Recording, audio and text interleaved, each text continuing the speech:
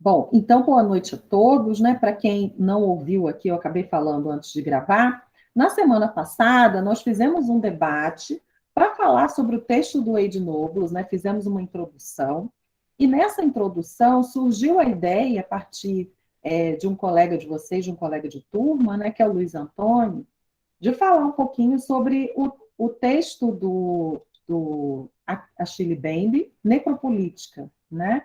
E aí eu trouxe aqui alguns slides, só para a gente introduzir alguns pontos principais, nós não vamos trabalhar os slides inteiros, tá? Só para a gente introduzir esse debate, né? E como que ele pode dialogar com a disciplina. E aí nós vamos aos slides, retomar os slides da semana passada, tá bom? Bom, então, eu vou colocar aqui o chat para eu enxergar, se vocês fizerem alguma pergunta enquanto eu falo, tá? E vamos começar, então, a falar um pouquinho desse texto de hoje. Enquanto as pessoas vão entrando aí, pode ser que, às vezes, a entrada eu tenha que parar um pouquinho, né? Porque está cedo ainda, né? Mas é melhor começar, senão a gente vai se estendendo muito também nesse tempo aí. Bom, o Necropolítica é um livro publicado no Brasil, né? Ele foi publicado diferente de em outros países, ele foi publicado separadamente, né? Acredito que por questões editoriais, e foi publicado esse capítulo que se chama Necropolítica, na verdade é uma parte de um outro livro do Achille Mbembe, que se chama Políticas da Inimizade, tá? Eu vou abrir aqui rapidinho para mostrar para vocês essa capa, né? Olha, Políticas da Inimizade. Esse é o texto em que ele vai tratar de forma um pouco mais extensa o tema da necropolítica, e no Brasil, a editora fez essa publicação separadamente, necropolítica, né? A gente sabe que o interesse principal claro, provavelmente interesses editoriais, mas também, né, num certo sentido, a gente pode entender que também por conta de ser um tema muito convocativo, né, um tema que convoca mesmo as pessoas a pensar um pouco o que isso significa no Brasil, como que isso se constitui no Brasil, né? E, enfim, porque a gente não nega que é um tema super importante aí para pensar a institucionalização do racismo, né? Essa institucionalização, principalmente, pela via policialesca, pela via do poder judiciário, né? E até também do poder legislativo. Bom, então, o Achille Mbembe, ele vai partir dessa ideia, desse conceito de necropolítica, como nós introduzimos um pouquinho a semana passada. Ele parte desse tema, desse texto, né, desse termo, aproveitando o conceito de um conceito Foucaultiano, né, um conceito de Michel Foucault, que é o conceito de biopoder, né? Ele parte dessa ideia de biopoder e de biopolítica, né? E também vai tentar trazer aí à cena um conceito de estado de exceção, né? Ele junta essas propostas, né? Para tentar entender, num certo sentido, como que uma lógica militar, né, ou como a instituição militar foi se tornando um tipo de poder, né, sobre um suposto inimigo, né? Essa lógica militar, para o Achille Mbembe, ela não é do contemporâneo, ela não é uma exclusividade da polícia institucional, mas também das milícias, né? Então ele está falando desse poder sobre a vida. Bom, na verdade, quem fala do poder sobre a vida é Foucault, né? Ele vai utilizar, inclusive, o termo biopolítica para dizer sobre as diferentes formas de gestão da vida no que Foucault chama de sociedades disciplinares, né? O Ashley Bembe, ele vai tentar entender, ele vai tentar ultrapassar, digamos assim, esse conceito e vai dizer assim, nós não temos mais só uma tentativa de gerir a vida, mas também de gerir a morte, né? Então, não seria só um biopoder, não seria só uma biopolítica, seria aí alguma coisa que se entrelaça com o estado de exceção, né, com o estado de sítio. E aí ele vai propor, então, o conceito de necropolítica. Né? Então, ele faz todo um percurso social, político, histórico, né, para tentar justificar esse posicionamento dele. Né? E aí ele está falando do quanto que essa lógica se institui também em poderes não oficiais, isso é muito importante, né? Como que o controle na estratégia da milícia vai se tornando capilar na sociedade, né? Vai se tornando uma forma de gestão da morte, né? E que isso tem a ver também com essa questão territorial, de disputas territoriais, né, que também significam sempre disputas de poder. Né? Então, essa demarcação, esse controle do território, que sempre passa por um controle geográfico, né? Ele não está falando de Brasil, é importante que a gente saiba, que a gente se aproprie disso, né? Ele não está falando da realidade brasileira. Quando a gente está vendo alguns teóricos se apropriando do conceito de necropolítica para falar disso no Brasil, é porque a gente sabe que aqui a gente também encontra alguns desses artifícios, como a milícia, né?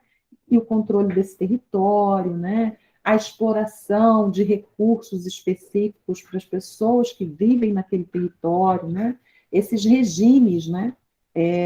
De opressão sobre as pessoas e os seus territórios. Né? Então, é um pouco essa lógica que ele está tentando trazer. Né? Ele passa por Fanon, vai falar sobre o que é essa ocupação colonial, né? Vai dizer que esse necropoder opera como uma lógica também de colonização, né? Porque é um poder que subjuga as pessoas, né? É um poder que produz as exclusões de um modo geral, né? A fome, né? Enfim, todas as formas de opressão pelas questões de classe, de raça, de gênero, né? Está passando por tudo isso daí de alguma maneira. Né? E faz com que as pessoas, né, esse poder sobre a vida, na verdade, esse poder sobre quem deve viver e quem deve morrer, ele faz com que se constitua um poder colonial, um poder soberano, né, numa certa capacidade que define as vidas que importam e as vidas que não importam, as vidas que são ou não descartáveis, né, quem merece ou não viver. Né? Então, essa é um apontamento fundamental, né, do texto do Achille Mbembe. Né? Bom, ele vai passar por essa questão da fragmentação territorial, né, das limitações territoriais, né, da possibilidade ou não de circular em tais territórios, né, o movimento das pessoas na cidade, alguns apartheids que são constituídos de forma sutil, né? Pessoas de um lado não circulam em outros, né? O modo como a cidade está organizada, a gente pode entender um pouco assim, né? Então, ele está dizendo que essa é uma nova forma de poder colonial, né? Nós não somos mais oficialmente, desde a abolição, né? Ou desde que nos tornamos um Estado oficial, nós não somos mais um povo colonizado, né? Um país colonizado.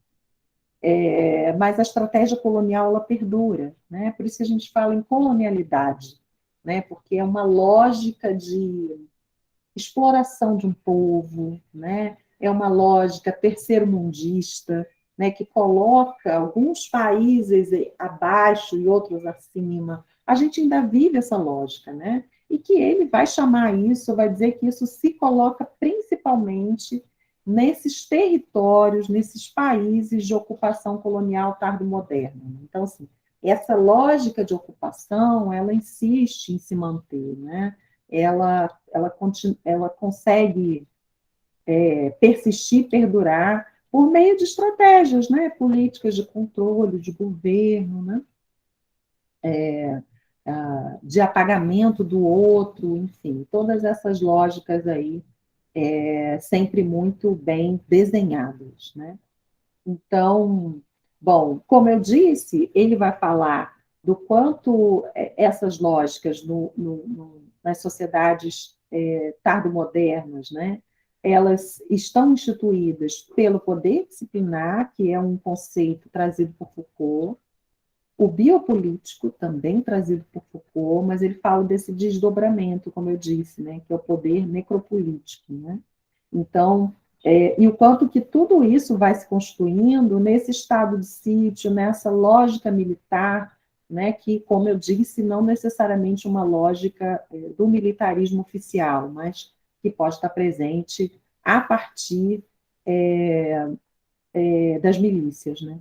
Como eu disse, ele não está falando do Brasil, né? Ele está falando especialmente de como isso se institui na Ásia, né? Nos países asiáticos, como que isso pode se instituir nos países africanos, né? Ele traz o exemplo da Palestina, enfim, está falando de situações específicas. É interessante a força que o Achille Mbembe ganhou no mundo por conta da construção desse conceito, porque eles podem ser desdobrados para pensar outras realidades, e não só essas realidades que ele está apontando, né? Porque são realidades muito específicas mesmo, né? O caso dessas milícias da Palestina, por exemplo, a milícia brasileira tem um outro modo de governo, né? Hoje a gente pode falar em milícia digital, né? Enfim, são todas estratégias de controle, de apreensão da vida, de apreensão dos modos de existência, de apreensão da subjetividade. Isso é muito importante, né? Então, ele vai apontar o quanto que isso está ligado a essa lógica também da globalização, né? O quanto que essas milícias também são urbanas, né?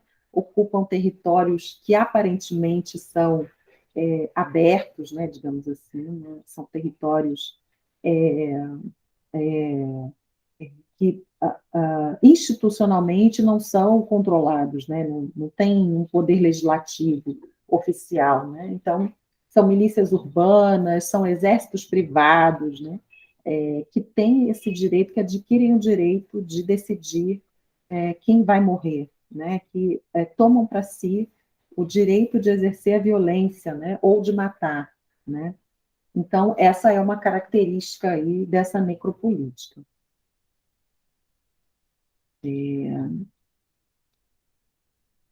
Bom, eu acho que já dá para a gente ter uma noção, mais ou menos, né? Eu falei que a gente ia passar por isso assim, só para que a gente pudesse compreender um pouco melhor, né? Esses dados, né? Entender que a necropolítica é uma lógica de funcionamento, né?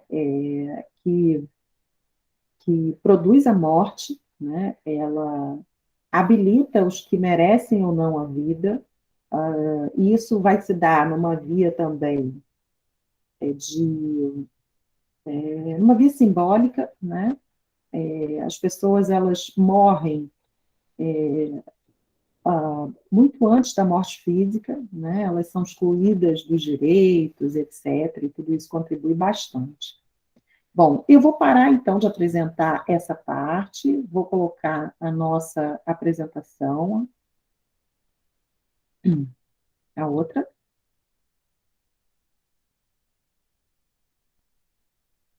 E aí vamos retornar para o nosso texto, tá bom? Foi uma pausa, a gente prometeu fazer isso, né? Conversar um pouquinho sobre esse tema.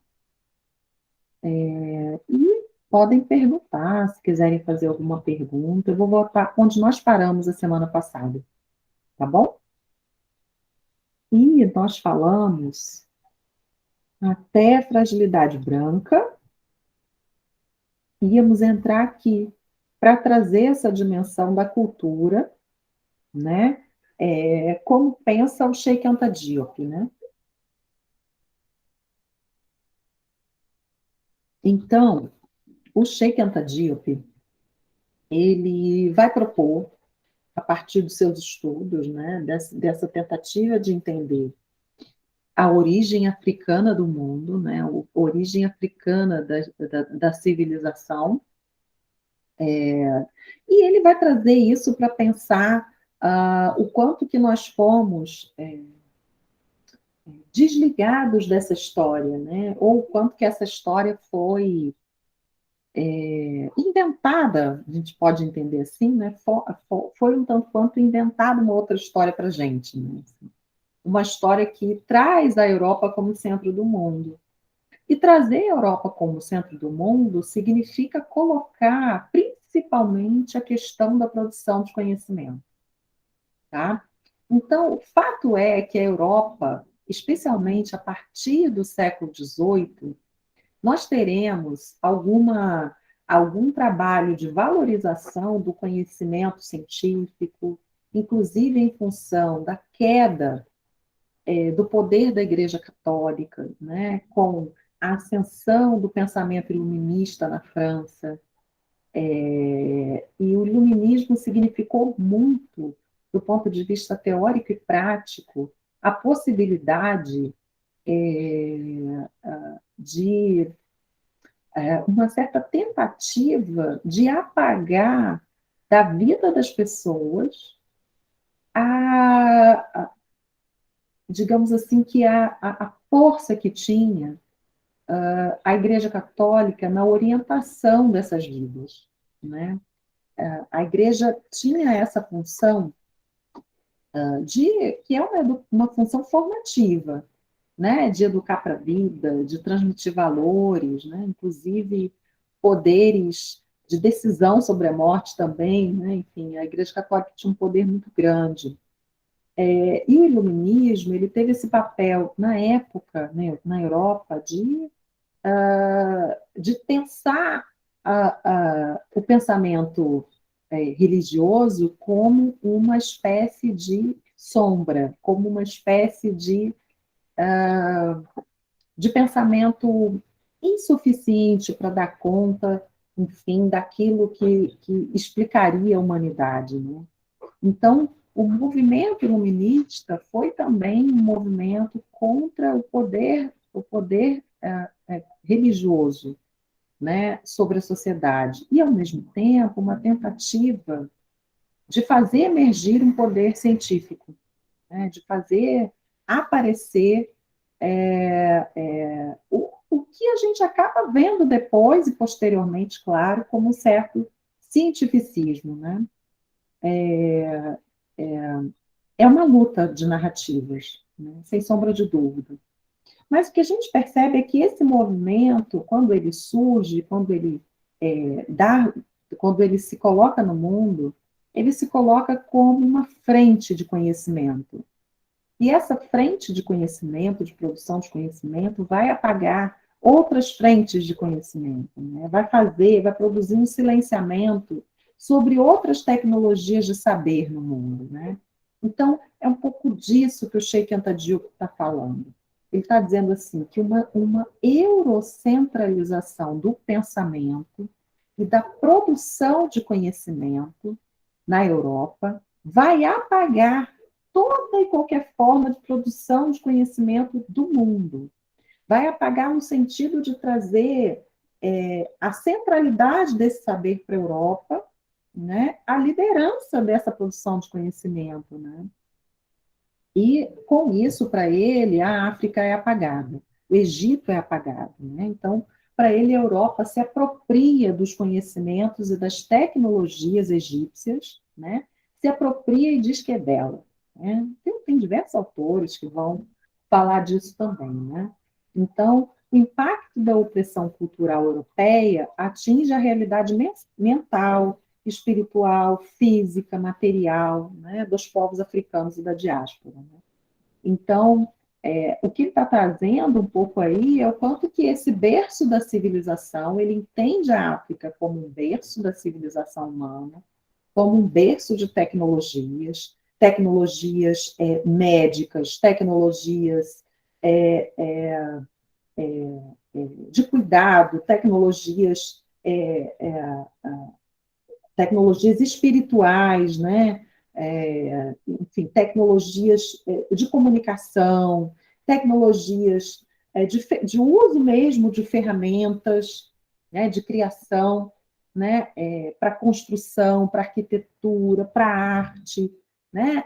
Para biologia, para química, né? E está dizendo isso, olha, isso aqui foi apagado. Esses conhecimentos, muitos deles, saíram do Egito e foram apropriados pela Grécia como se fosse da Grécia. Né? Então, esse Antigo Egito foi um tanto quanto apagado. Né? Todo o conhecimento produzido pelo Egito. Né? E aí é isso aí, né? Esse Egito, o Egito, inclusive, foi embranquecido. Né?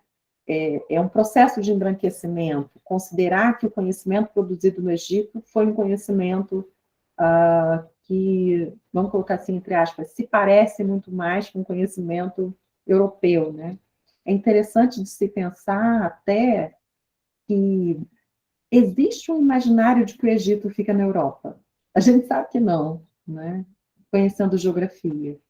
Mas não se trata, inclusive, de saber geografia tecnicamente, né? Claro que muitas vezes perguntando às pessoas, elas realmente dizem isso, que acham que o Egito fica na Europa. Mas isso faz parte de um processo de embranquecimento. É como se um lugar com tanto conhecimento, com tanta sabedoria, não pudesse ser visto ou pensado como algo produzido na África, né? Nessa terra negra, como o Sheikh Anta Diop faz questão de identificar, né? O que significa Egito, Kemet, né? Terra negra, né? Os povos eram pretos, eles que produziram esse conhecimento sobre arquitetura, sobre química, sobre física, sobre espiritualidade, sobre saúde, né? Sobre educação, formação, etc. Né? Então, é isso que ele está dizendo, né? Essas ideias africanas foram imperializadas.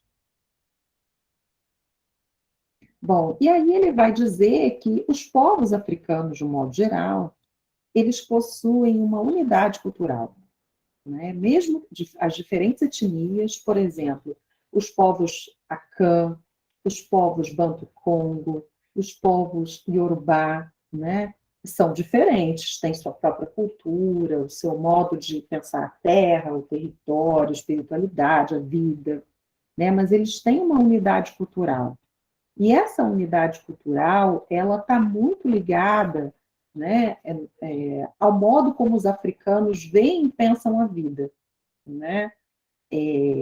O modo de vida, os gestos, a conduta social, pensar o que é o sagrado, o que é o profano, as concepções de morte, morrer, né? Existe uma unidade cultural aí, né? E, assim, na verdade, é uma unidade cultural que está ligado à construção de valores, né? Então, é claro, esses espaços, eles terão as suas diferenças, né? Por conta das diferentes etnias que vivem num continente tão grande e tão rico, né? Mas, enfim, alguns berços europeus, perdão, alguns berços africanos, eles vão ter aí algum tipo de unidade. Um tipo de unidade que é observado é que essas sociedades elas têm uma característica matriarcal, diferente da característica europeia, que é uma característica mais patriarcal. E a gente vai retomar isso lá no texto do Oi de novo, já entraremos nele. Né? Bom, então é isso, ele vai trazendo essa dimensão dessa unidade cultural que está presente no modo de organizar a vida, o mundo, de entender a sociedade, produzir cultura, espiritualidade, de conceber o indivíduo, de entender quem é o sujeito, de saber o que é o ser africano, de entender o que é natureza. é um povo que não tem individualismo, eles são mais coletivos, né? Tudo isso faz parte de um berço matriarcal, né? O berço patriarcal vai produzir outras coisas. Então, o jeito de pensar o tempo, o sagrado, o profano, que compõem os mesmos sujeitos, as mesmas coisas, os mesmos processos, né? Então, enfim, é um pouco essa dimensão que ele está tentando trazer para a gente. E aí, essa africanidade, né, que está presente nessa unidade cultural, né, dos diferentes povos, né, essa africanidade está muito ligado a entender o que é ser humano. Né? O que é ser humano da cultura ocidental, europeia? O que é ser humano na Europa? Né? A gente pode partir, sei lá, de Descartes para pensar o código cartesiano, penso logo existo, né? O que isso significa, o que isso significou na produção de conhecimento científico, né? A gente pode pensar muita coisa, né? O que está dizendo aqui é o seguinte: a África tem um jeito de pensar ser humano que difere muito dessa lógica ocidental, né? É um jeito de pensar humano que pensa o humano como um processo de interação que não separa o que é humano do que é da natureza, né? Que não separa os processos vegetais, minerais e animais, né? Que vai entender o ser humano como parte de um processo de como parte, a gente já vai falar disso, eu vou retomar, o Ednoble chama de o ser humano é parte finita da divindade infinita, né? Já já a gente retoma isso, né? Para falar sobre o que é sagrado na cultura africana, né? Bom, enfim, tudo isso que a gente vai, enfim, entrar no texto. Esse texto, né, que eu escolhi, que eu indiquei para que vocês lessem, né? Que é um texto desse afro-americano, psicólogo social, chamado Wade Nobles, né? E que tem esse texto, se não me engano, é o capítulo 12, né? Eu passei lá para vocês no Classroom, eu acho que lá está designado certinho, capítulo 12. Esse é para fazer leitura, né? Como eu disse, os outros que eu citei aqui, fica como possibilidade, se me interessar, se eu quiser me aprofundar, se eu gostar, né? A leitura básica, é assim que a gente chama, né? É essa aqui. Esse texto, Sakuchetti, retomando e reapropriando um foco psicológico afrocentrado. Como eu disse, a gente precisava um pouco de conhecer, de lembrar esses elementos anteriores para entrar no texto, entender do que o Wade Nobles está falando. Né? O Wade Nobles, ele é o autor que vai construir isso que a gente chama de psicologia africana. Né?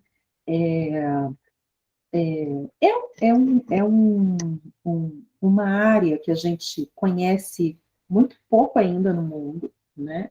Quando eu falo em psicologia africana, eu sempre pergunto às pessoas, para ter uma ideia, para ter uma ideia mesmo, levantar isso como informação. Quando a gente está falando em psicologia, qual autor vocês conhecem? Não estou falando de conhecer assim, li tudo, não. Estou falando de ouvir falar.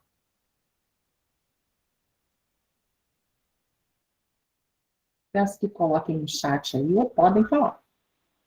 O Freud? O Freud. Quem dá mais?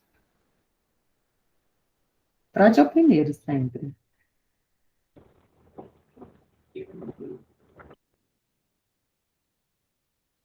Mais alguém? Não. Ouvi falar, sei que é da psicologia.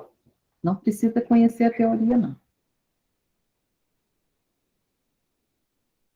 Quer dizer, é da psicologia, é um jeito de falar, né? Freud nem se intitula da psicologia, não. Vocês não lembram de mais ninguém? Educacional do...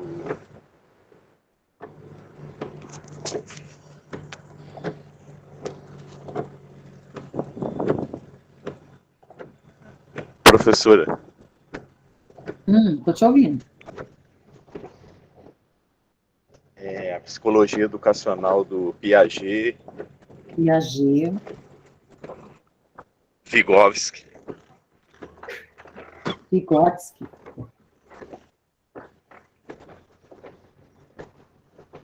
Ok, que bom, já vai assim um pouco para outros campos. Em outra turma, lembraram de Freud, Jung e Lacan. É bom ver essas diferenças acontecendo. Bom, o Edinoblos está dizendo o seguinte: essa psicologia produzida, que a gente conhece de um modo mais amplo, né, que é uma psicologia que foi vendida para o mundo inteiro, a gente pode entender assim, é uma psicologia europeia. É uma psicologia construída com base no modelo, no modo de vida europeu. Né? Se a gente ficar com Vygotsky, né, com Piaget, com Freud, a gente vai observar, inclusive, já tem muitos autores tratando disso, né? Tratando disso no sentido do quanto, digamos assim, do quanto essas teorias não conseguem abraçar uma outra realidade senão europeia, né, que foram produzidas, né, pela na Europa, né, assim, produzidas e pensadas pela e para a Europa, né? Então, eu não sei se vocês conhecem o trabalho do Freud, que geralmente é o mais conhecido mesmo. Freud tem nome internacional, né? Vocês sabem onde Freud trabalhou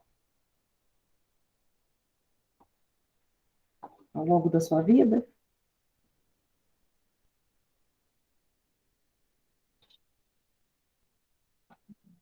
Onde ele trabalhou, onde ele produziu?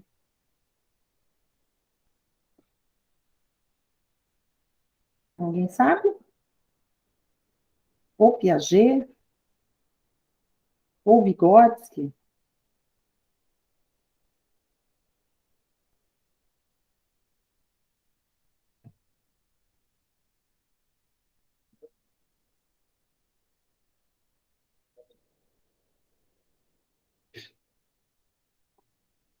Qual era o berço de conhecimento, né? O que eu quero dizer com isso? Eu quero dizer assim, esses são autores que passaram a vida trabalhando e tentando produzir conhecimento a partir, até mesmo, a gente pode entender, a partir de uma cultura, de uma língua, de uma história, de um contexto europeu. Né? Há quem fale, por exemplo, sobre o trabalho de Freud é um trabalho como... Freud era médico, né? Na verdade, ele não era psicólogo, criador da psicanálise, né? Freud era neurologista. E o trabalho de Freud, o início do trabalho de Freud, era um trabalho como médico clínico, né? Num consultório, numa área residencial burguesa, né? Do centro de Viena, na Áustria. Ele passou a maior parte da vida dele trabalhando na Áustria, e depois Freud escrevia em alemão, né? Depois ele era judeu e foi perseguido, teve medo, na verdade, de ser perseguido, de sofrer as consequências do nazismo na Áustria, e ele passou os seus 10 últimos anos em Londres, né? Se mudou para a Inglaterra com a família, e passou os últimos anos de vida na Inglaterra. E, enfim, trabalhou até o fim, né? Então, sim, a gente pode dizer, entender que toda a produção de conhecimento dele foi uma produção de conhecimento voltada para um público, foi uma produção de conhecimento que partia da clínica, do trabalho clínico dele como médico, né? E que foi um trabalho voltado para um público muito específico, né? Freud trabalhou principalmente com mulheres de classe média alta, né? Com uma patologia específica que ele identificou como neurose, né? Histeria. Então, era um trabalho, assim, que as pessoas dizem, né? Será que é possível pensar as intervenções de Freud, ah, sei lá, para a realidade brasileira, ou para a realidade favelada, ou para a realidade, sabe, assim? Como que a gente faz o transporte dessa teoria para outras realidades? Essa sempre foi uma crítica a Freud, especificamente. Quando a gente vai a Piaget e Vygotsky, não é diferente. O que se fala no campo da psicologia da educação? E esse vai ser o nosso último tema, a gente vai retomar isso lá na frente. O que se diz é o seguinte: o pensamento piagetiano, o pensamento de Vygotsky, que são que foram autores contemporâneos e que um escreveu sobre o outro, se criticando, inclusive, né? Um leu o outro,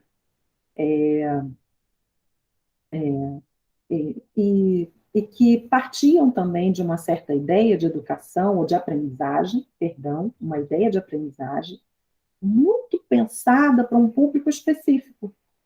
Então, o trabalho de Piaget, por exemplo, né, com a sua epistemologia genética, era um trabalho voltado para pensar como que a inteligência se desenvolve, mas a gente vai entender assim, inteligência de quem? Inteligência para quem? Para que criança? Ele está falando da criança que tem todo o acesso a tudo, né? Porque a gente, criança não é, infância não é a mesma em todos os lugares, né? Tem uma infância que é pobre, miserável, tem uma infância que tem acesso a tudo. E como que a gente pensa a infância? Né? Então, a crítica, especialmente uma crítica muito dura a Piaget, vai em cima disso, mais no contemporâneo, né? Até do que na época em que ele estava vivo e produzindo. Né? De uma certa biologização, inclusive, que o Vygotsky faz. Mas a gente vai retomar isso lá na frente. O Piaget já dá uma cara mais social, está um pouco mais preocupado com o interacionismo, né? Mas, ao mesmo tempo, a crítica também não vai pelo mesmo caminho de entender assim, quem é essa criança de que Vygotsky fala e que vai pensar uma socialização dentro de que mundo? Pensa numa criança que é socializada pela via do racismo. Ela é socializada no racismo. Será que a teoria de Vygotsky dá conta de pensar o racismo afetando a educação dessas crianças? Pensa comigo, né? Será que o Vygotsky, produzindo seu conhecimento na Rússia, em Moscou, né? Será que esse conhecimento lindo, maravilhoso, das crianças que têm direito a tudo, que acessam tudo, que podem tudo, será que dá para pensar essa inteligência, esse desenvolvimento infantil, quando a gente está falando das crianças pretas que sofrem racismo na escola, quando a gente está falando das crianças pobres que chegam na escola passando fome? É um pouco essa crítica, né? É isso que o Wade Noble está falando quando fala de uma psicologia eurocentrada. Quando diz que essa psicologia não dá conta e não alcança todos os públicos, tá? Então, ele propõe uma psicologia africana. Para mim, o Piaget é um dos mais chiques, né? O Piaget é suíço, trabalha na França, top, né? Os lugares tops, né? É bom trabalhar em lugares onde nada falta. Bom, então ele está propondo uma psicologia africana, que é essa, né? Diferente do que até então nós tínhamos. E o que é essa psicologia africana? É uma reação às limitações da psicologia ocidental e branca e às consequências psicológicas negativas de ser africano numa realidade anti-africana. Né? Então, é tudo isso que eu falei resumidamente. Né? Então, dá para pensar processos de aprendizagem da mesma forma que a gente pensa na Suíça, no Brasil, lá nas crianças que, sei lá, do recôncavo da Bahia, ou ribeirinhos do Amazonas, ou favelados do Rio de Janeiro, de São Paulo. Como é que é isso? O que a gente faz com isso? Né? E aí ele vai trazer, o Edinópolis vai pensar essas consequências psicológicas do racismo. Né? E ele vai, enfim, trazer essas dimensões aí do quanto esse opressor esvaziou o sentido africano de ser no mundo. Né? E o que é esse esvaziamento? Aí a gente vai voltar nessa ideia do que é ser africano, né? ele vai dizer que esse opressor ou essa cidade colonizada, essa lógica de colonização, ela faz com que a gente altere a nossa percepção de mundo, né? O nosso senso de africanidade. E o que ele está chamando de senso de africanidade? Ele vai partir desse conceito que ele cria, Sakuchetti, né? E ele está dizendo assim, essa divisão dos termos, né, vai fazer a gente entender o seguinte. Sakuchetti, Saku está ligado ao modo como a gente compreende o mundo, o modo como a gente olha para o mundo, o modo como a gente percebe o mundo, o modo como esse mundo nos inspira. O chet significa se aprofundar nesse conhecimento, ir a fundo, entender profundamente a nossa percepção de vida, né? Penetrar profundamente nessa compreensão de mundo. Então, ele está propondo uma abordagem, uma abordagem psi, né? Que é uma abordagem para tentar entender o que é a essência humana para o ser africano. E nesse texto especificamente, esse é o trabalho do Ednoblius como um todo, tá? Nesse texto especificamente, o Ednoblius está estudando e pensando o Brasil, tá? Ele é afro-americano, mas ele veio ao Brasil e veio tentar entender a realidade brasileira, a diáspora brasileira, né? Então, está dizendo assim, olha, aqui nessa diáspora brasileira, né, a gente tem que tentar entender qual é a força, o que a gente pode produzir de força para empoderar os povos afro-brasileiros, né? Então, a primeira coisa que ele está dizendo é o seguinte, a gente precisa entender o que é o ser africano, né? Então, ele vai trazer algumas ideias do que é o ser africano em diferentes culturas, por exemplo, na nossa ancestralidade iorubá, né, essa constituição humana está ligada, ela é composta de corpo e espírito, né?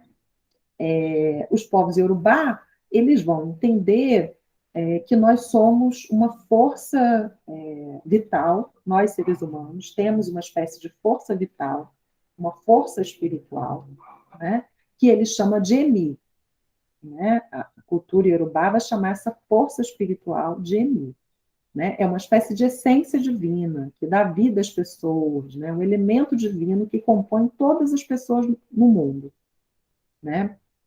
E para ele, esse Emi, ele é uma ancestralidade porque ele permanece independente dessas pessoas estarem ou não vivas, né? Então, aquilo que a gente aprendeu com alguém que já morreu, né, fica em nós, permanece em nós na existência de quem ainda está aqui, né? E isso vai permanecer em algum sentido, portanto, em todas as pessoas físicas, né? Todos nós carregamos, né, essa essência divina a partir do poder da ancestralidade, né?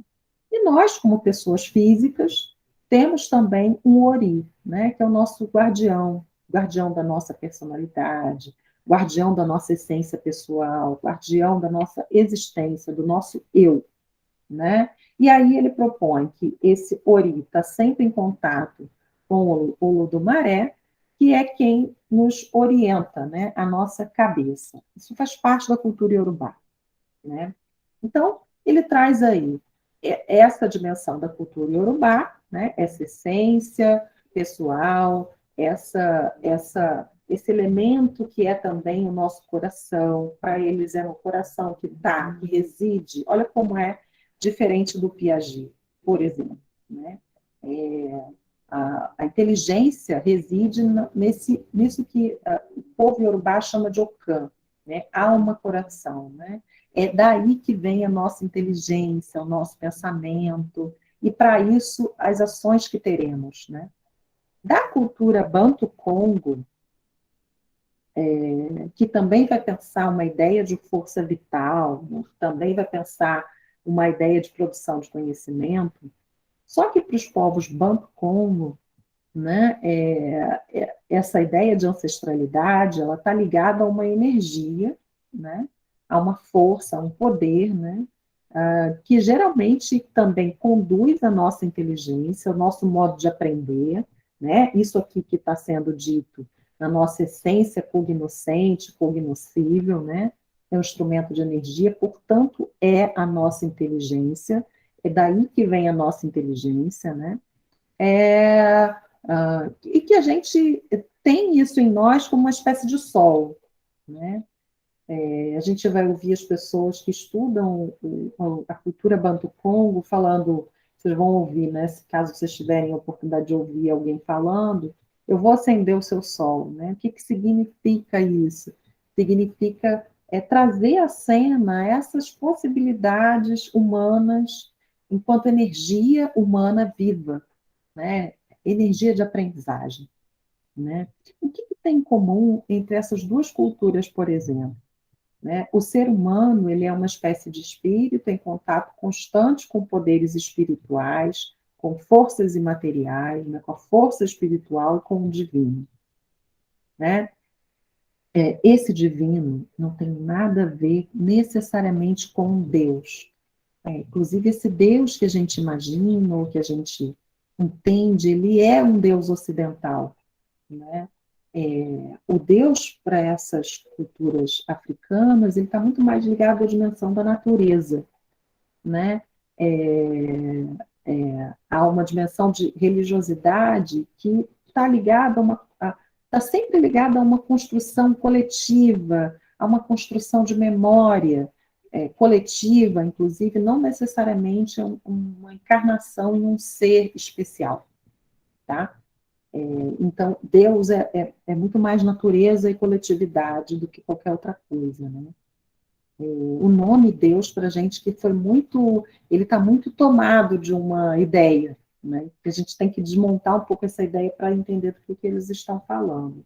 E aí eles vão dizer o seguinte, né? O que é o ser humano então? O que tem de comum nessas duas culturas? O ser humano, ele é uma parte finita da divindade infinita. O que é a divindade infinita? É a vida, né? A vida e o modo como essa vida vai acontecer, né, ao longo da nossa história, o modo como ela não termina, porque tem sempre memória. A vida não acaba porque existe memória, porque existe alguém que fica aqui e vai seguindo com a memória de alguém que já partiu. Né? Então, é infinito por isso. Né? E por que somos parte finita, nós, seres humanos, corpo? A gente morre. Né? Então, nós somos finitos. E a gente, ao mesmo tempo que a gente morre, a gente dura mesmo após a morte, porque a gente dura em memória, em ancestralidade. Né? Bom, então, ele está dizendo que essa é uma ideia de entender o ser humano dos povos africanos. E aí ele diz assim, nós, povos africanos da diáspora, nós fomos desligados dessa ideia do que é ser humano. Aí ele utiliza a metáfora do descarrilhamento do texto, né? Ele vai falar, então, dessa experiência do descarrilhamento em África e na diáspora.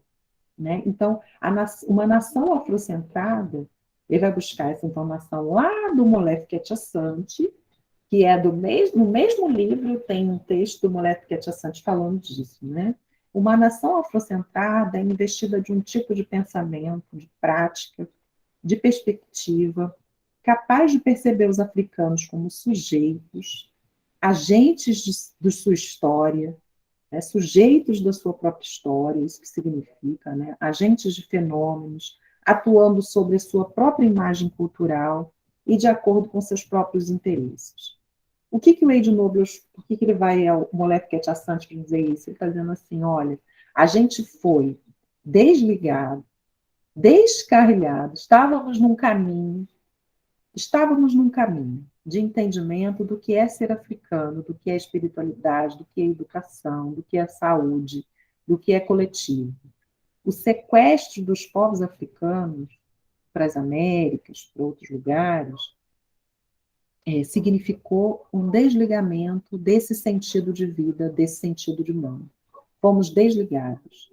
Então, um trabalho com as pessoas da diáspora precisa passar por um trabalho de religação com essas origens, de reaproximação com esses valores. Tá? Então, a experiência do descarrilhamento para o Wade Nobles é uma experiência de terrorismo psicológico, é uma experiência de doença, é uma experiência de adoecimento mental, tá? Que fere a saúde mental do povo preto. E é, claro, também uma lógica de genocídio cultural, todo esse apagamento da importância da África para o mundo, das tecnologias de África para o mundo, né? Quando a gente fala em África, a gente só fala em dor, em sofrimento, em lugar terrível, em fome, né? É o que ele está dizendo um pouco isso, né? O que tem em África? Tem muitas outras coisas além da pobreza, né? É que a gente só ressalta isso quando fala do continente. E aí, enfim, ele vai dizer que tudo isso adoece o povo preto, né? E o embranquecimento, para ele, é uma estratégia de adoecimento. O embranquecimento adoece as pessoas negras. O que é o embranquecimento? O embranquecimento é querer ser como o homem branco, seja na beleza, né? Seja na beleza, sei lá, alisando o cabelo, seja porque a gente acredita que o homem branco é o que tem poder material, financeiro, né? Enfim, tem diversas maneiras de embranquecer, né? E as maneiras de embranquecimento são sempre essas que negam a nossa origem africana, tá? A nossa origem de ser no mundo, de sentido de ser no mundo, de valorização dos coletivos, de valorização de uma não competitividade, né? E aí, o Wade Nobles, ele vai a um outro psicólogo, também afro-americano, que é o Naim Ekba. O Naim Ekba, infelizmente, não tem textos dele traduzidos no Brasil. Estão todos em inglês. Né? Tem esse texto dele, especialmente esse texto que fala sobre as 4 desordens da personalidade oriundas do racismo, é interessantíssimo. Né? Bom, o Naim Ekba dá essas orientações para a gente entender por que adoece e o que adoece. Né? A gente vai lá tentar entender junto. Né? Ele vai falar de algumas desordens. Né? O que esse racismo gera enquanto desordem? O racismo e essa tentativa de ser branco. Por quê? Você precisa entender o seguinte: quando a gente tenta ser branco, não significa pintar a pele, não, tá, gente? A tentativa de embranquecer é essa, até mesmo de só amar pessoas brancas, querer casar com pessoas brancas. É uma tentativa de embranquecer, né? É uma tentativa de deixar de ser negro, né?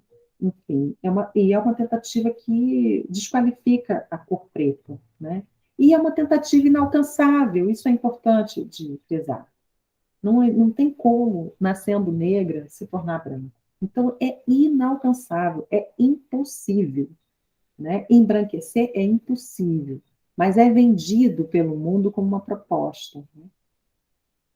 Então, o indivíduo que embranquece, o indivíduo que sofre racismo, ele se aliena de si mesmo, né? E ele cria modos de vida que contradizem a sua própria origem, a sua natureza, a sua história de vida, né? Isso gera uma desordem do ego, é isso que o Naim Ekba está dizendo.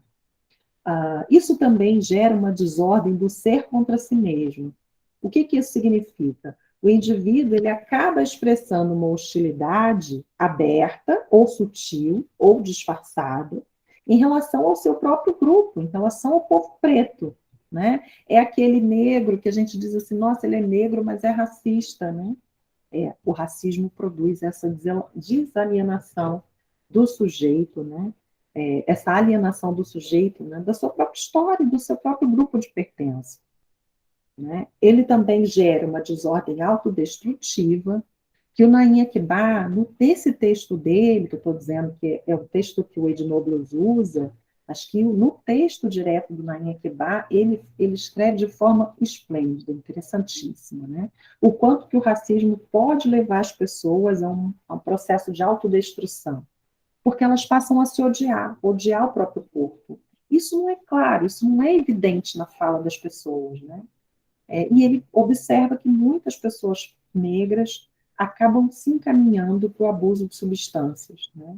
É uma lógica de auto-ódio, né? E que gera uma autodestruição. E ele também vai falar das disfunções fisiológicas, né? Neurológicas, bioquímicas, né? Que estão um pouco ligadas à dificuldade de acesso que o povo preto tem aos direitos, como saúde, educação, habitação, né? Por exemplo, Eu não sei se vocês tiveram já a oportunidade de conhecer, nós temos uma cartilha do Ministério da Saúde, perdão. A primeira delas é de 2006, 2007, mais ou menos.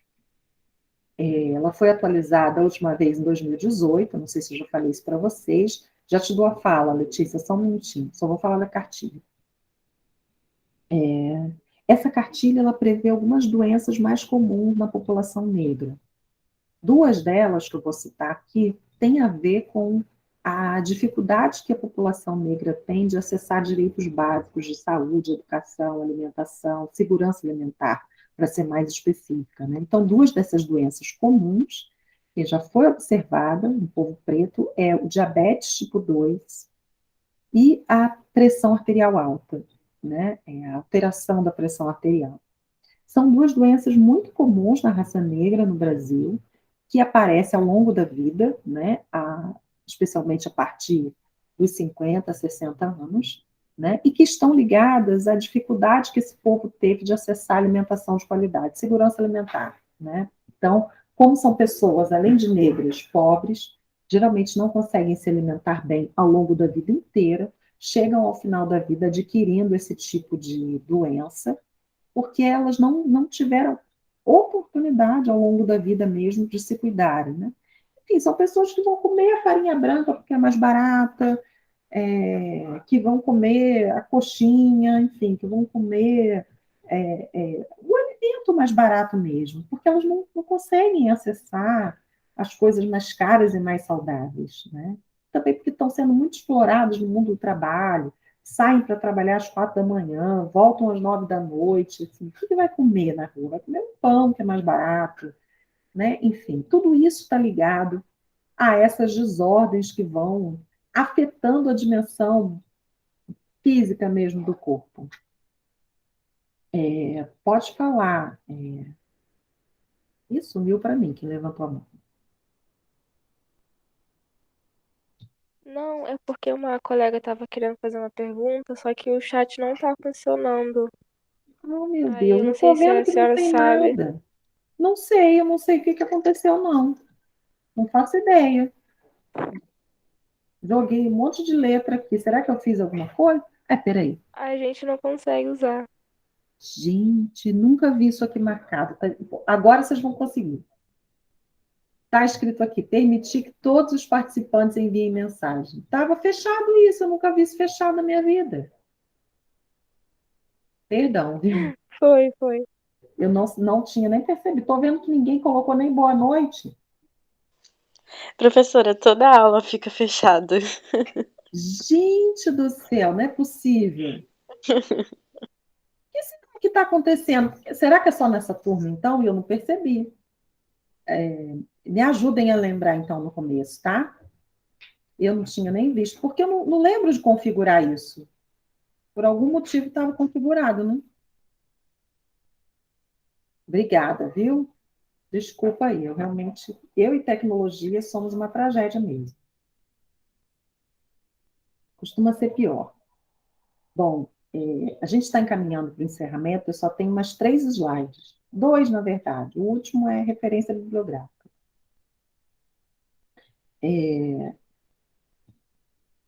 Descarrilhamento. Descarrilhamento é sair dos trilhos, né? Quando você fala assim, o trem descarrilhou, saiu dos trilhos, né?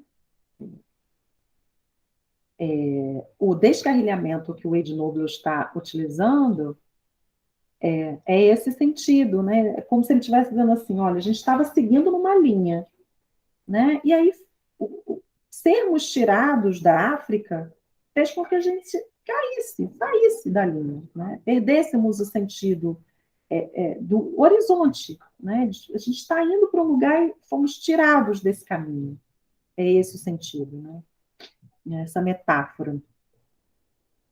Bom, no próximo slide, então, a gente vai tentar pensar a partir. Ele, na verdade, ele faz as duas coisas. Ele está dizendo assim: olha, existe uma unidade cultural em África, a gente precisa voltar para ela. Essa unidade cultural ela está relacionada ao modo de ser africano. Nós fomos retirados desse modo de ser africano. E aí ele vai trazer o seguinte, ele vai dizer o seguinte, como que no Brasil, aí a gente vai falar disso já já, como tem, no próximo slide vai aparecer o Brasil, tá? Como que no Brasil tem um jeito de voltar para esses trilhos? Aí ele vai dar a dica, tá? Então é isso, assim. Nós somos um povo africano, estamos na diáspora. Diáspora é isso, é o povo africano, ou de qualquer outra diáspora, né? Árabe, sei lá, poderia ser, né? Mas ele está falando do povo africano que foi retirado do seu continente, sequestrado para serem escravizados, né? Então, isso é o que forma o Brasil, povos escravizados, né? Que foram explorados, que foram sequestrados, né? Tirados do seu caminho, né? E qual é o caminho? Esse caminho que a gente conversou. E aí ele vai dizer como que no Brasil é possível que a gente possa retomar uma unidade cultural. Como que a gente recupera essas pessoas? Está no próximo slide, a gente vai chegar lá. A escola, aí, a partir daqui, do que o Ednoblos vai ensinando, eu vou incluindo a escola para a gente pensar, tá? E nosso objetivo é pensar a educação. A escola precisa ser um espaço de recuperação e reabilitação no contexto dessa desumanização que o povo preto foi submetido, né? A escola tem que ser esse espaço de redução de danos, né? De reparação de danos, perdão. Redução de danos é uma política pública outra. A escola precisa ser um espaço de desmontagem permanente do branqueamento, para a ampliação do poder psíquico das crianças, né? Para o empoderamento dessas crianças, né? Crianças e jovens negros em idade escolar. E, com isso, o aumento da força desse povo, né? A retomada para esse sentido de ser africano. Até porque, o que o modelo de escola eurocentrada faz com as crianças? Vamos pensar. O que esse modelo faz? O que esse modelo produz? Esse modelo só sabe produzir, gente, a gente sabe disso. Competição, meritocracia, né? Até mesmo tentando melhorar, eu sempre uso o exemplo do Enem, né? Mesmo o Enem melhorou muito o acesso à universidade. Muito, muito, muito, muito, muito. Mas ainda assim é excludente. Ainda assim, quem consegue tirar as melhores notas é quem teve acesso às melhores escolas. Né? Então, assim, o que eu quero dizer com isso? Né? Eu quero dizer assim, que a escola brasileira, ela funciona numa lógica eurocentrada, até nesse sentido, que ela produz competitividade, ela não faz aliança, não produz coletivo, as pessoas, elas chegam nas turmas, elas estão competindo. Eu sou professora há anos, né? É interessante de observar, e eu observo isso, mesmo com alunos adultos, isso é mais comum no final do curso, não no começo.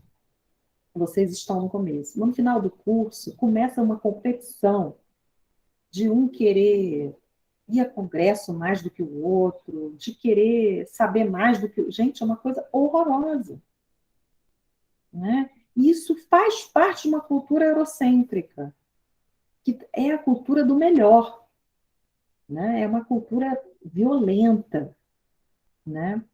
E é perigosíssima para nós enquanto sujeitos, né? Imagina você ter que provar o seu melhor o tempo todo. Quem que aguenta isso? Isso é adoecedor, né? Então, a cultura africana, o que a gente aprende com a cultura africana? A gente aprende coletivo, a gente aprende matriarcado, né? Que matriarcado é coletivo, é divisão de tarefa, é apoio. É disso que a escola precisa. A escola precisa do afrocentrismo como uma pedagogia de existência, como uma pedagogia mesmo, como uma formação humana, né?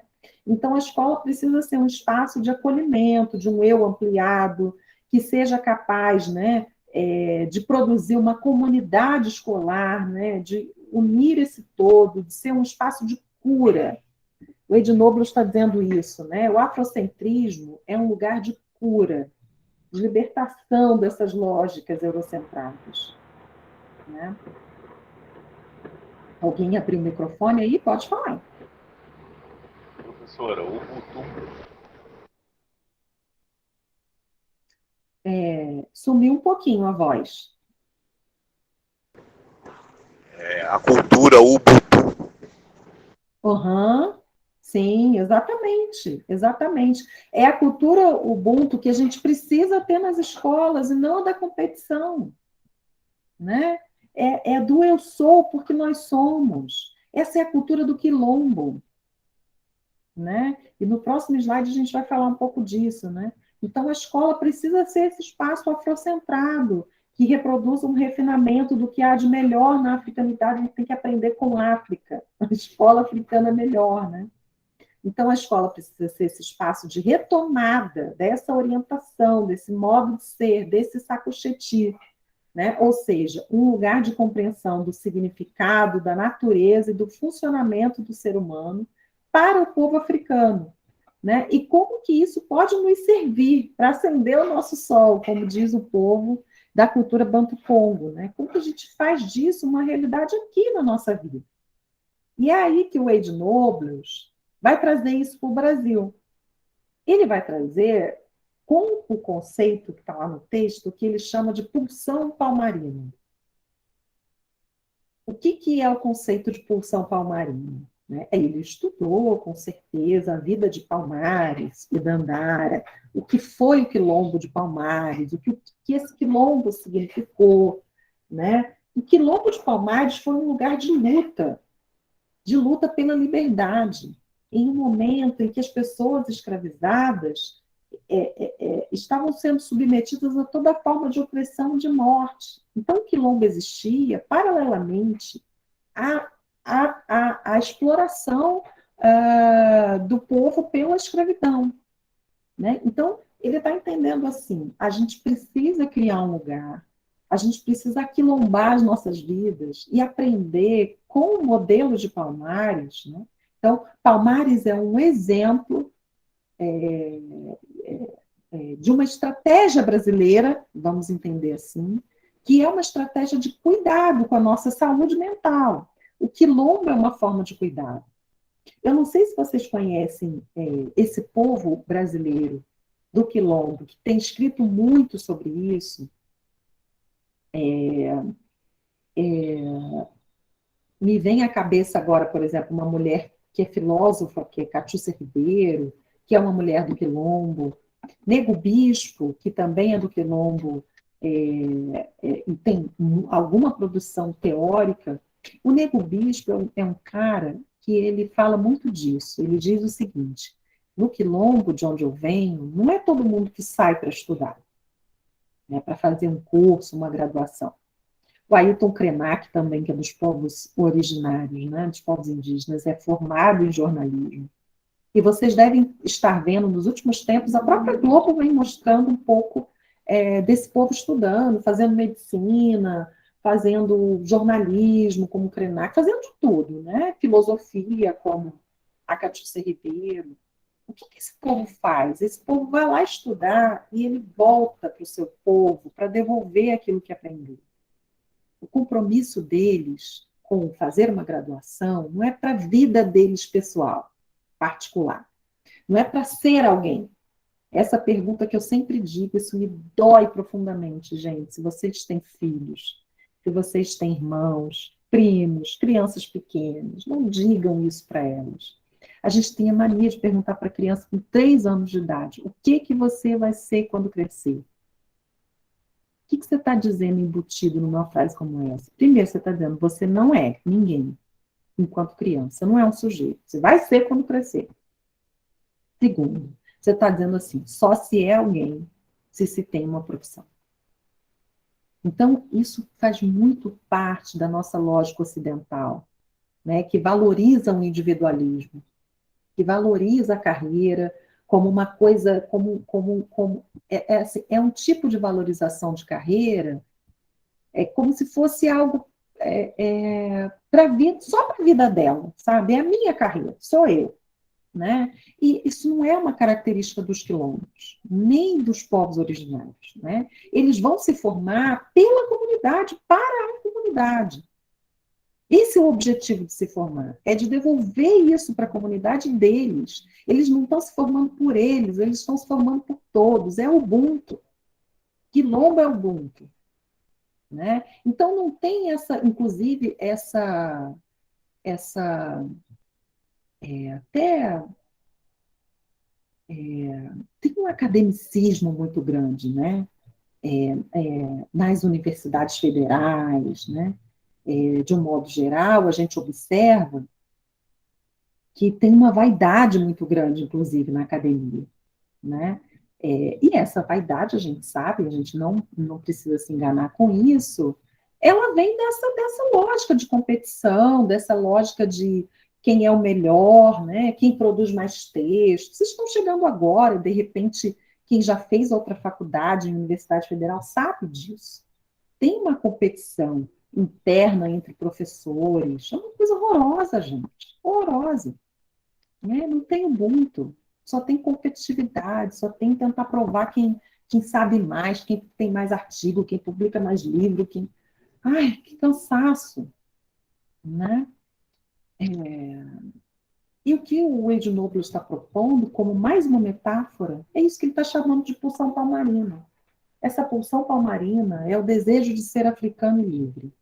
É o desejo de Palmares, e foi a luta de Palmares e Dandara, né? Então,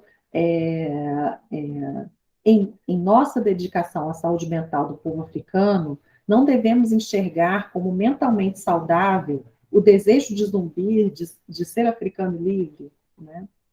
E uma nação palmarina, investida de seus sacochetes, será capaz de restabelecer o lugar em que todos possam respeitar com honestidade, sem pedir desculpas, sem sentir vergonha, né?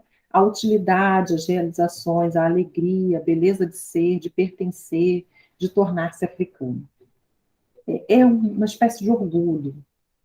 Só para comparar, quando a gente fala em orgulho LGBT, e quando a gente fala em orgulho gay, né, orgulho travesti, só para comparar mesmo, por que a gente usa a palavra orgulho? A gente usa a palavra orgulho porque durante muito tempo falar gay era xingamento, era vergonha, né? E, de repente, a gente vai fazendo um movimento contrário, né, dessas pessoas, e o movimento LGBT de modo geral, para usar essas palavras a favor delas. Eu sou gay, eu tenho orgulho. Eu sou lésbica, eu tenho orgulho. Eu sou um homem trans, eu tenho orgulho. Eu sou uma mulher preta, eu tenho orgulho. Né? Então, isso que eu estou chamando de orgulho é um empoderamento. Esse empoderamento é fundamental para que as pessoas possam viver, para que elas possam se sentir felizes, né? Enfim, para que elas não tenham vergonha do que elas são, para que elas valorizem o que elas são, para que elas saibam que nenhuma orientação sexual de ninguém faz daquela pessoa uma pessoa pior, sabe?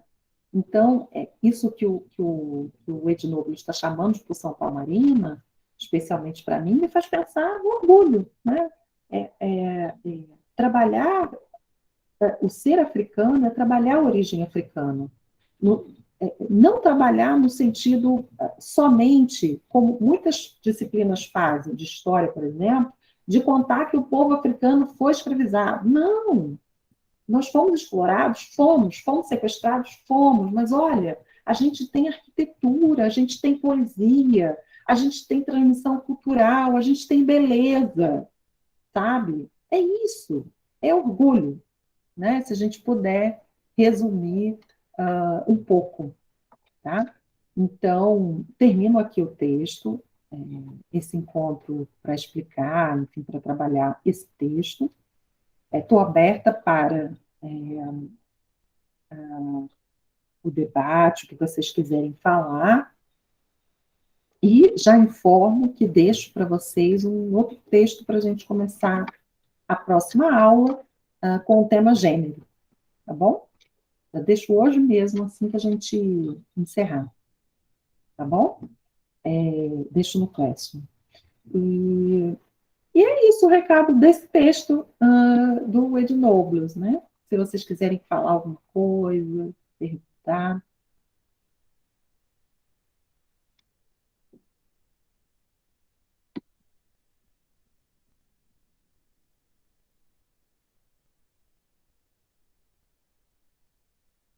Gabriela conseguiu entender, Gabriela, as perguntas que você colocou aí?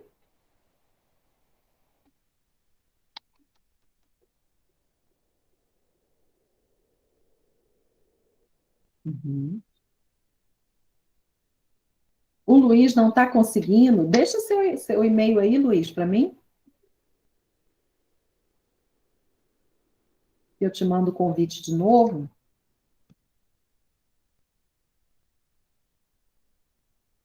Não pode ser e-mail institucional de outra instituição, tá?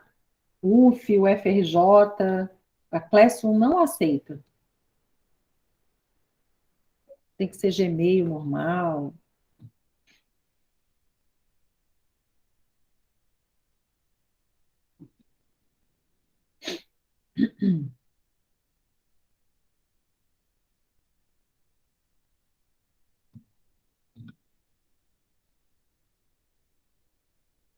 Vou te mandar.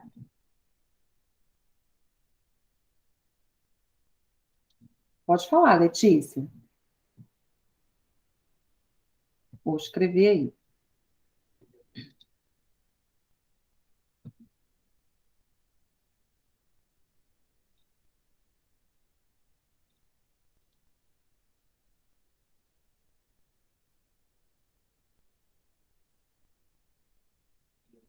Só um minutinho, eu estou mandando.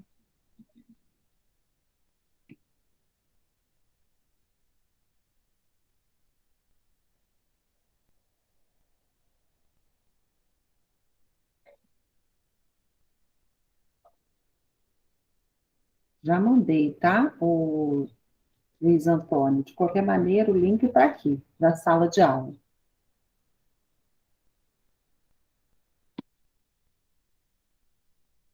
Então, Letícia, eu orientei os alunos que fizessem, ao mesmo tempo que fizessem a resposta do formulário para o NEABI, que copiassem a resposta da pergunta, e eu coloquei até um modelo lá no Classroom, que repete a pergunta, só que ele está em PDF, para você replicar a pergunta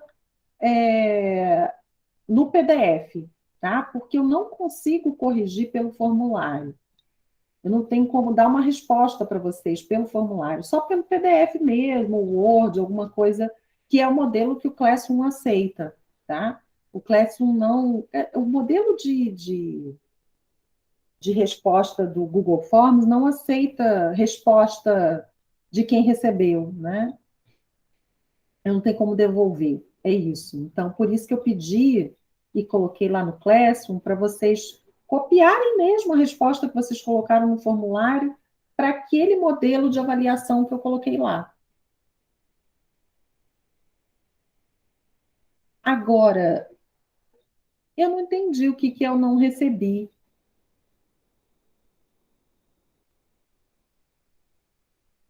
Então, Porque eu não lembro qual foi a outra professora que passou, acho que foi de química. E aí uhum. tinha o seu e-mail e o dela lá. E aí falava que quando eu enviasse, ia enviar para as duas professoras, né, que tinham passado esse trabalho. Sim. Aí eu enviei. Aí eu perguntei para a senhora falou que não tinha recebido. Você enviou por e-mail? Enviei, botei para enviar o formulário. Aí no formulário diz que iria, que os professores que estavam lá lá, né, na atividade iriam receber. Então, mas aí o que acontece? Quem deu as orientações gerais lá, deram uma orientação, não tem problema nenhum.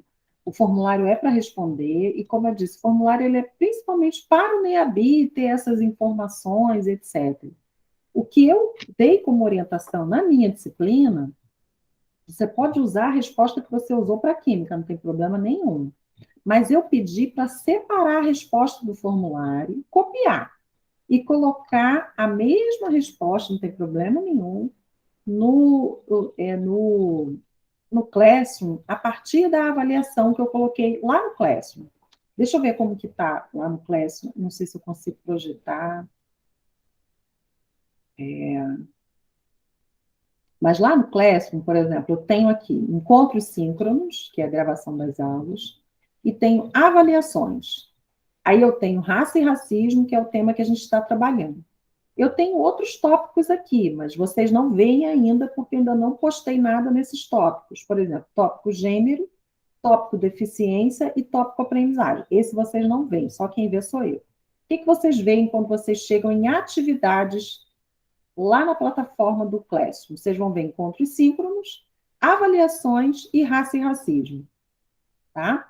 Aqui em avaliações, eu vou colocar todas as avaliações que nós tivermos. Avaliação 1, 2 e 3, que é provavelmente o que teremos. Essa primeira já é a avaliação 1.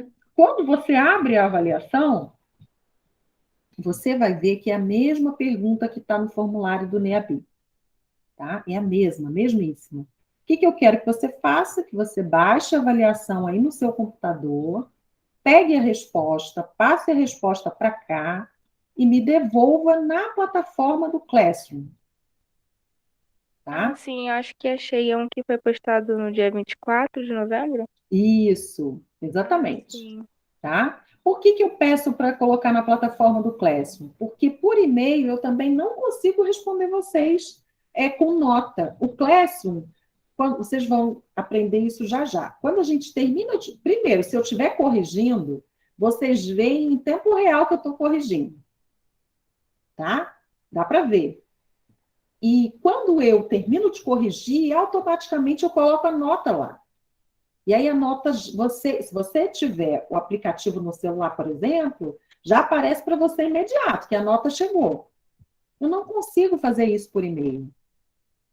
Tá? Então o e-mail ele me deixa muito... E sem contar que a gente recebe muitos e-mails. Se vocês enviarem a avaliação por e-mail, ela corre o risco até de ficar perdida lá no meio de outras coisas, tá? Então a gente procura enviar e eu só pedi isso, assim, para separar.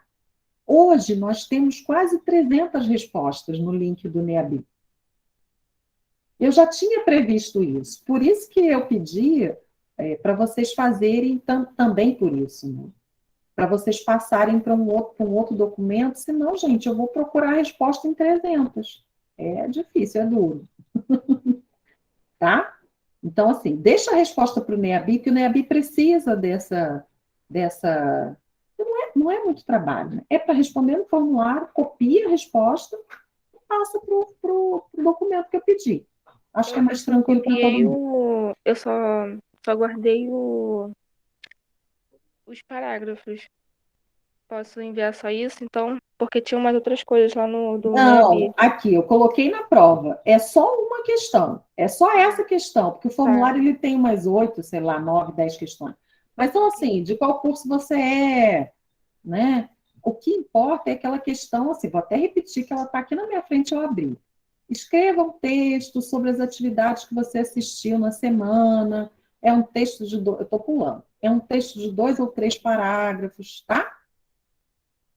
Então, é só essa pergunta que eu quero. As outras, elas são importantes mesmo só para o minha vida. Então, eu já recebi sim. Olha, eu recebi... Peraí, deixa eu voltar aqui. Alguém está me perguntando se eu recebi. Eu recebi sim. Se eu não me engano, eu recebi 15 trabalhos. Aqui aparece para mim, meu computador está lento, não está indo.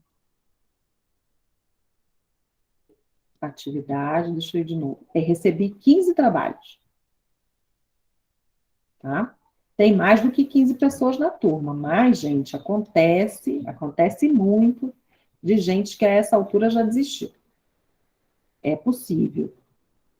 Ou, enfim, que não conseguiu fazer, também é possível. Tá?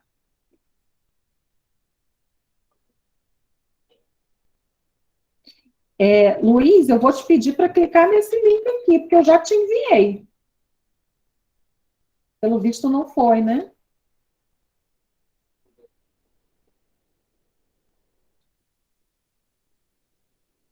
Clica no link e vê se você consegue acessar a sala de aula.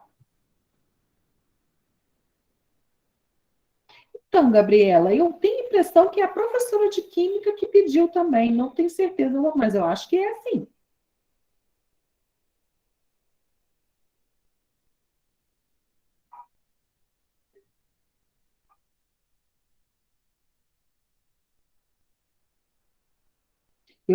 A Laísa perguntou se eu vou passar algum outro trabalho. Vou passar sim, Laísa. Vou passar assim que eu terminar o próximo texto, que é o texto de gênero. Provavelmente vai ser um trabalho para o início de janeiro. Tá? Não vai ser para agora, não. Eu posso até colocar ele na plataforma antes do Natal, se vocês quiserem, mas a minha previsão é a primeira semana de janeiro, segunda semana, tá? Professor, Oi. eu cliquei aqui no link que a senhora mandou e continua a mesma coisa. O vídeo só fica carregando, só girando, girando. E é assim, é uma coisa que não acontece só com a aula da senhora, não. Dos outros também. Só da professora Leísa, que ela posta no YouTube, que eu consigo acessar. Então, deixa eu te perguntar uma coisa. Na verdade, a sala você está conseguindo acessar, os vídeos que não. Isso, o vídeo que não. Aí eu não sei se os outros colegas também conseguem acessar as aulas, entendeu? Porque pode ser Entendi. uma coisa do meu computador ou coletivo, né? Então, eu vou ver, Luiz, se eu consigo jogar isso no YouTube. Posso tentar. Teria que saber dos colegas aí se eles estão conseguindo acessar Uhum. os vídeos dos professores, né? Porque vai ver, é o próprio programa que não carrega Isso. arquivo que é muito pesado, entendeu? Pode ser, pode ser. E aí, se eu conseguir baixar ele no YouTube. Eita, gente, não estava sabendo disso, não. Eu posso tentar fazer isso, tá, gente? Eu posso tentar entrar aqui no meu YouTube. Quando você tem conta no YouTube, é automático, né? É, Aí eu tento baixar, passo ele para o YouTube e aí eu coloco os dois links lá, então. Posso fazer, não tem problema. Não, tá ótimo. mesmo, Luiz. Não tá dando para acessar mesmo, não. Que Então, coisa, gente. tem mais uma colega que falou aí também. Uhum.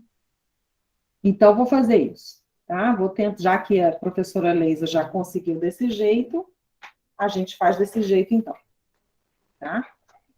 Tá ótimo, professor. Obrigado.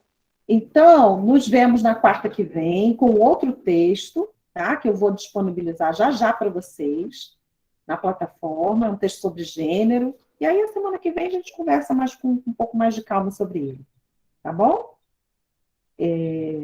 Vou parar de gravar, senão vai ficar muito grande para quem for assistir.